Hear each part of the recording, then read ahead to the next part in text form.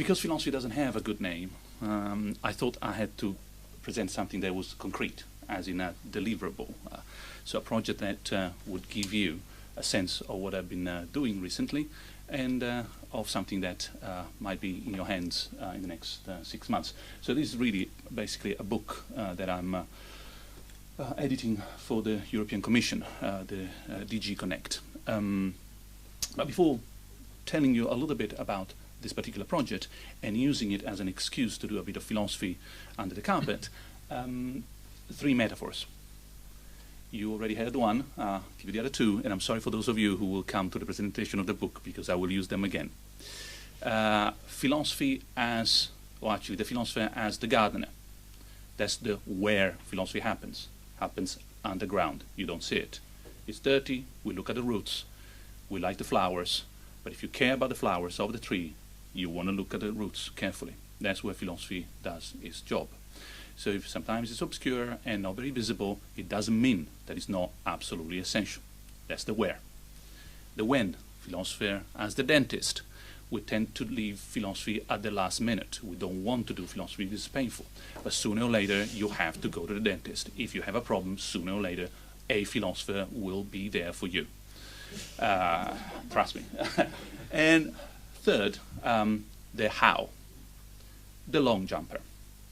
Sometimes you have meetings with politicians in Brussels, and they do not immediately understand why they are funding your research, because they want to go in their direction and you're actually walking in their direction. And you have to explain to them that if you want to jump really far, the best thing to do is to take a long run up. And that's what philosophy does. It walks exactly in the opposite direction of where you would expect the solution, because only in that way you can jump far enough. Now that's the third metaphor. So you got the where, the when, and the how. Let's see if I can put these 3 metaphors around a more concrete, you can tell that it could have been really vague, more concrete sort of deliverable. So the Onlife Manifesto is going to be a book. This subtitle is Being Human in a Hyper-Connected Era. Basically in 2011 I was approached by DG Connect, the European Commission, to put together a research group that would investigate the conceptual impact of ICTs on European citizens. They had and they have a lot of research done in many other corners, but in view of Horizon 2020 they also wanted to know what philosophy could tell about the impact of ICTs on our life. And in that sense they were very generous. They provided plenty of freedom and financial support to put together the group that we wanted with the time that we could manage within a year, 2012, to come up with a clear understanding of what difference ICT is making to our conceptual framework, to our ideas behind the policies, which are behind the laws and the economic impact of our reality. So it was called Onlife because very kindly the European Commission picked up this neologism from my writing, which is quite simple. Is the view that in most countries, in most corners of our life, dividing our experience as on life and offline, it doesn't make any sense anymore. We live in this on-life world where, by driving a car, following your GPS, it becomes meaningless to ask whether you are online or offline. It's just the wrong sort of 90s sort of question that we do not really ask anymore in many corners. So the on-life experience was the idea that in these corners of Europe we live a seamless experience. And it was called, and that's the European Commission title, the Onlife Initiative Concept Re-engineering Exercise, because they also picked up another philosophical bit from my writings, namely this view that if you have a particular conceptual framework and technology is changing it, then what you need to do is to redesign that conceptual framework. So the remit was to work on the impact of ICTs on the human condition, how they are modifying relationships to ourselves, how we understand who we are, to each other, and with respect to the world. So of course you can tell that it was a huge philosophical area to cover, and the groups of researchers, we explored explored the policy-relevant consequences of such an impact. We were interested in understanding, well, given this sort of set of ideas, how are they going to affect how we shape policies down the road?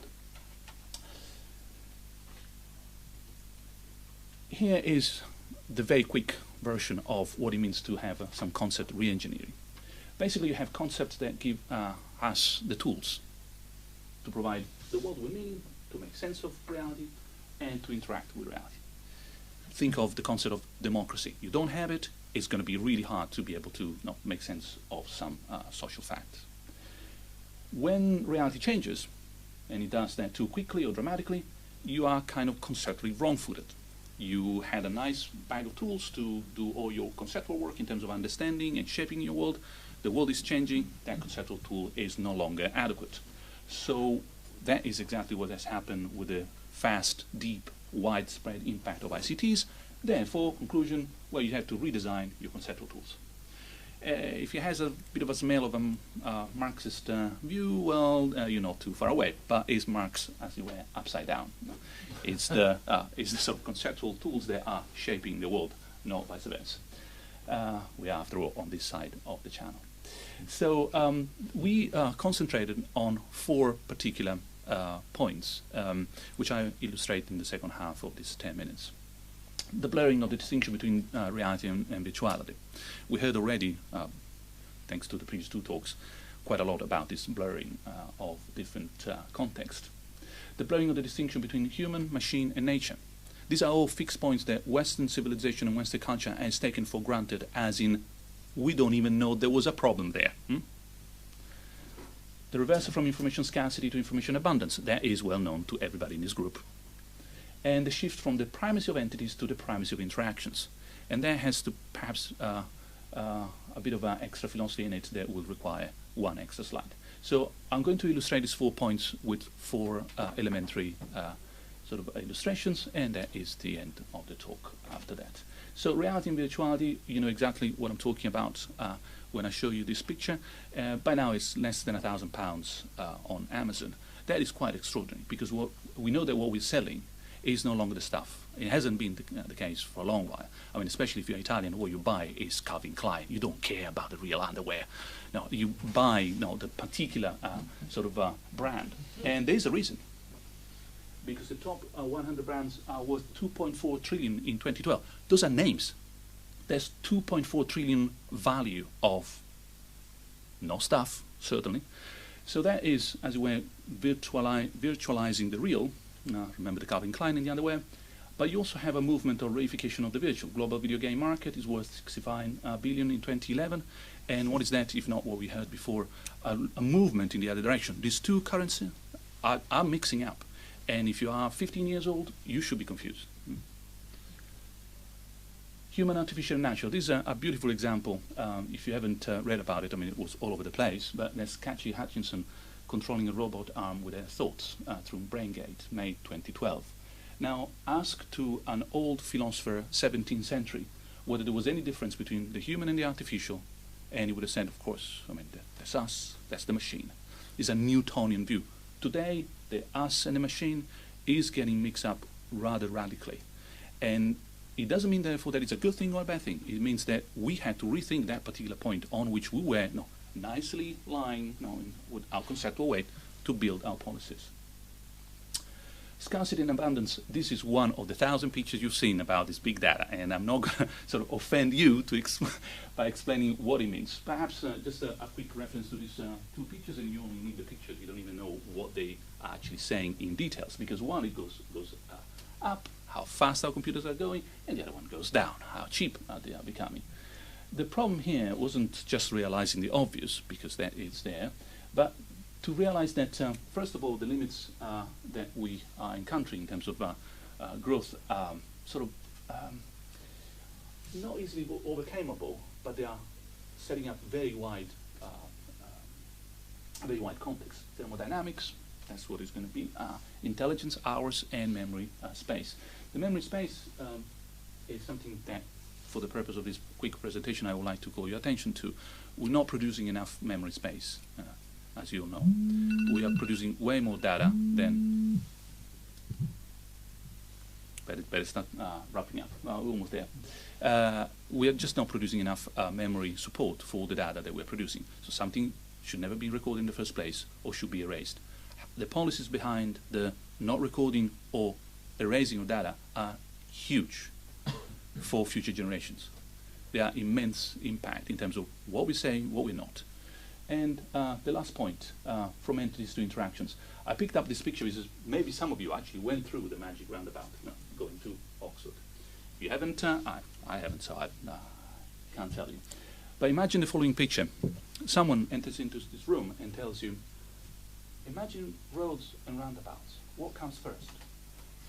And you're like, that's idiotic. Roads first, and then roundabouts. Obviously. But 25 centuries of metaphysics on this side of the world have taken roundabouts coming first, and roads next. Or individual like us, the roundabouts, coming first. And our relations are something that happens once you're there. It's exactly the same thing as telling someone that first there's a roundabout and then you connect them with roads. Surely not. Surely the roundabouts emerge from the intersections of these roads. Surely we are like roundabouts emerging from these intersections. So that is another major shift in our metaphysical view that we are sort of just started coping with. And these are roundabouts of relations and processes. Conclusion, philosophy, therefore, the way I present it to you is more like conceptual design. It's about creating and evaluating explanatory answers for questions that are generally open to debate. Honest disagreement, even in principle. That's why they're philosophical. Otherwise, you will be doing some empirical study of good kind or some logical mathematical analysis. If you cannot, if you can still disagree about it, that means that there is a philosophical question. It could be as silly as, should I wear my hair long? Or as deep as, am I a roundabout? Investigation considers space of inquiry, broadly definable as normative. It's an open space. So do not ask someone like me whether you should be in the philosophy department, because anyone can be a philosopher. It doesn't matter where you are, but what you're doing. And I suspect that a lot of people in this room are doing philosophy despite their taste. Thank you so much. That's it.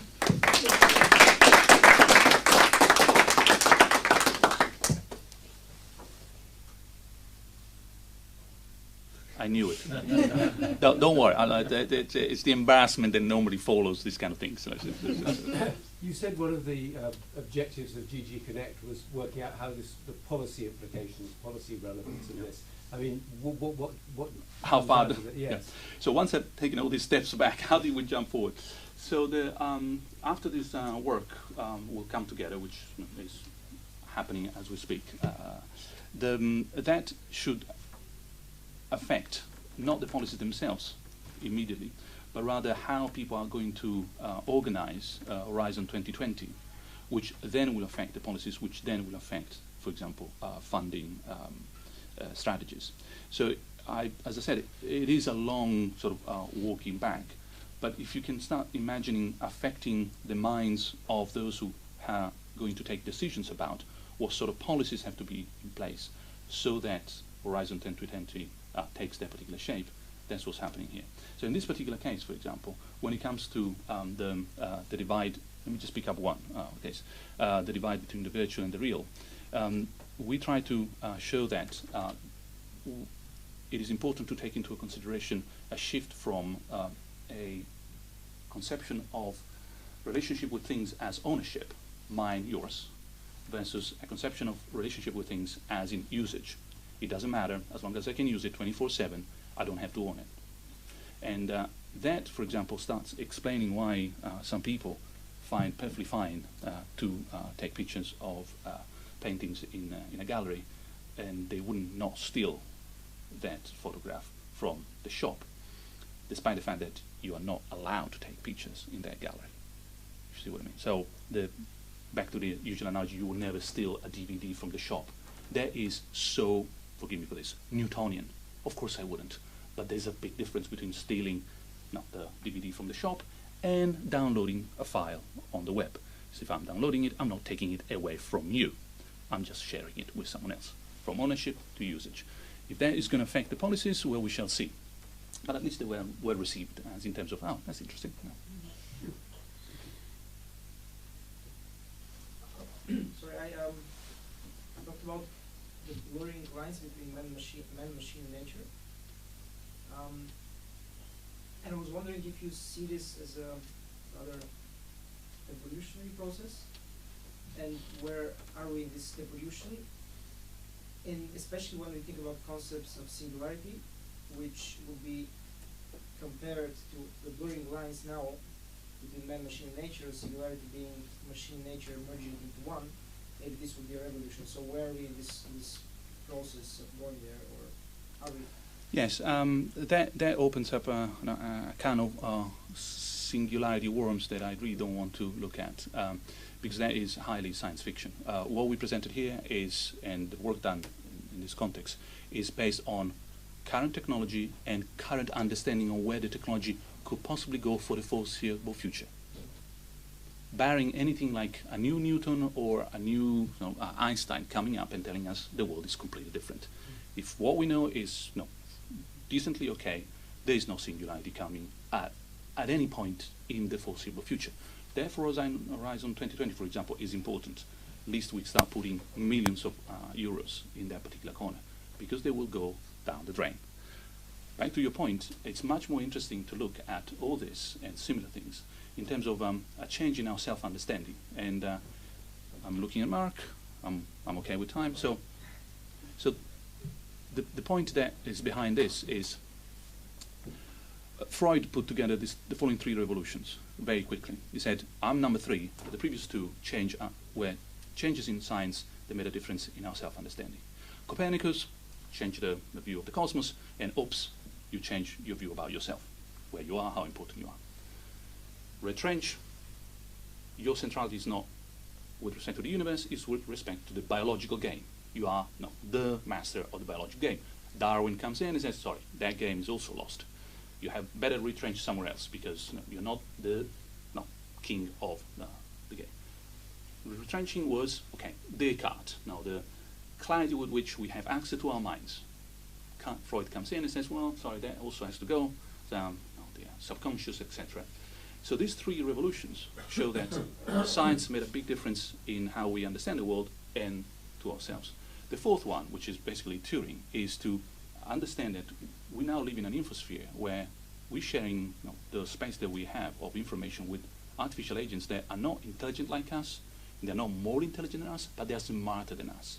In other words, they can, as we all know, they can do better than us, even if differently from us. You don't want to play chess with one of those things. And you don't want to play, even, was that Caesar Stone, was BBC News recently? Because they can do that better than you. And they can land an airplane better than you. And they can probably park the car better than you, certainly better than my wife. It's not going on record, this, right? So there are lots of things that we are learning to share in their environment.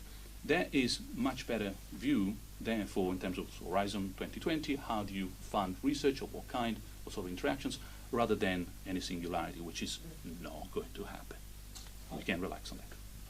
I mean, I'm fine to agree with most of what you say, and partly because I've originally trained as a philosopher too, so this is the right way to think about things from the kind of conceptual engineering point of view. Right? So I like this.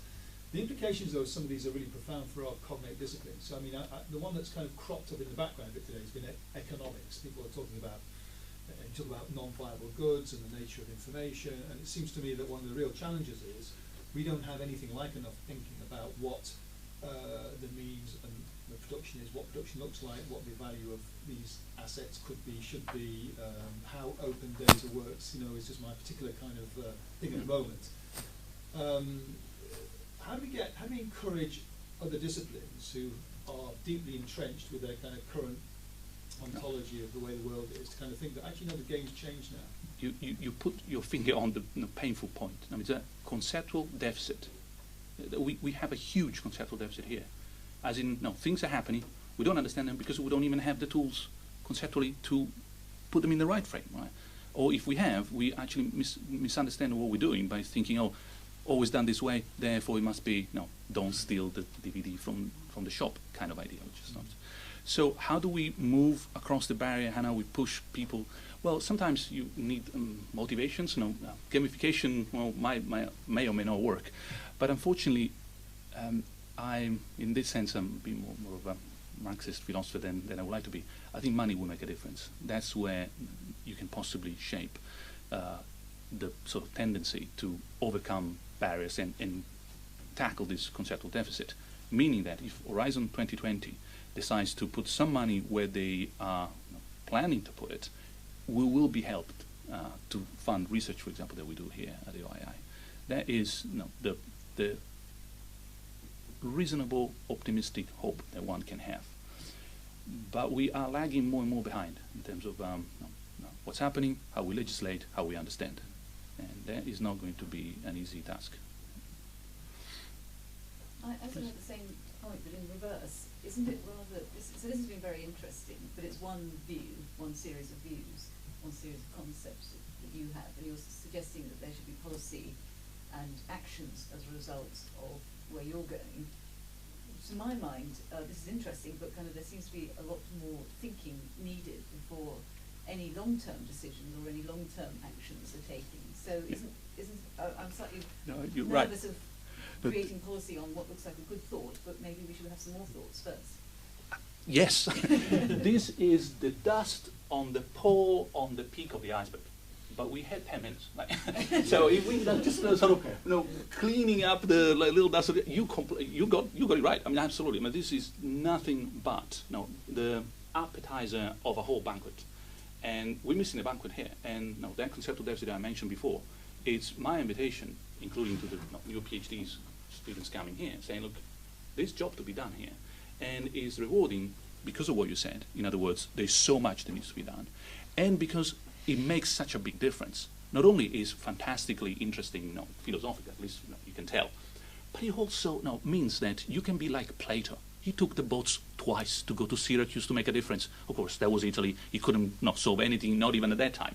But you can take the boat to Brussels and make a difference. And if Plato can do it, surely, I can do it. In terms of, I'm not better than him, and therefore I can humble myself in terms of saying, well, that's the master sort of idea. We can combine this sort of tackling the conceptual deficit, doing way more thinking that you pointed out, with some real impact in outside academia. That is the challenge that we are facing now. We fail to tackle that challenge, we fail towards future generations. That as simple as that. No good ideas, no new ideas, no solutions for the future. We're going to be blamed. We won't be there, luckily, but we will be blamed, theoretically, for what we fail to achieve now, that we have seen that there is a need and we're not fulfilling it. So that's my impression, but you're completely right. Way more work needs to be done.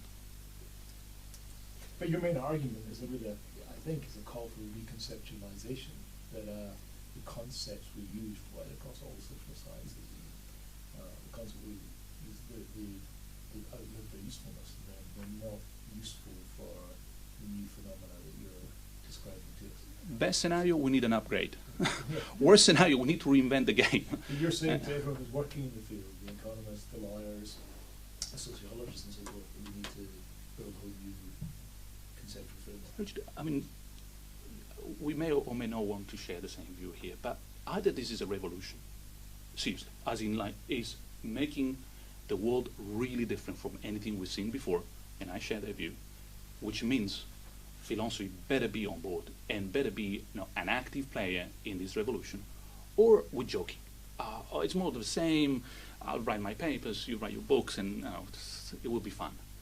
And I share the view that this is making a huge impact on how we conceptualize ourselves, what's going to happen next year. If that's the case, we cannot afford to let philosophy do its own business in the ivory tower, one more metaphysical bit of nonsense. I mean, that has never been the case. You pick up the top 15, 20 great philosophers in the history of this Western civilization, and they've always been involved with reality. Alexander was was taught by Aristotle. And you know that Descartes went and died because he was trying to teach the queen there. So there's always been a combination of good philosophy, good policy, good impact. Either we rediscover that combination or we lost. Can we leave it to the politicians, though? No. No, no. That's what when he starts talking No. about Brussels, I start yeah. to bristle. No, no. Let me spend. I was bristling too. Yeah, even if we don't put this on record, let me spend one single word in favor. No, they invited us. So for once, there was an opening that I hope we didn't screw up. But there was an opening in terms of, you can read this in two ways: enlightened in Brussels or desperation. Like, you run out of so many solutions. You ask even the philosophers because you don't know where to go. So, right? So, my goodness, let's say so desperate situation that no, call the philosophers. Now, whichever way, at least we're having a dialogue, and I think that is crucial. We'll see how it goes. You're giving them a run for their long jump. Well, I hope so. We shall see. Best of luck. Yeah, thank you, Mark. Sorry, I took way more than I was afforded. No problem. So we now have a quick coffee break. Thanks again to Luciano, to Billy, to Andy. I'm sure you can grab all three of them in a coffee break if there's anything else you want to talk to them about. We should be back in the room in 16 minutes. I like the way you're thinking.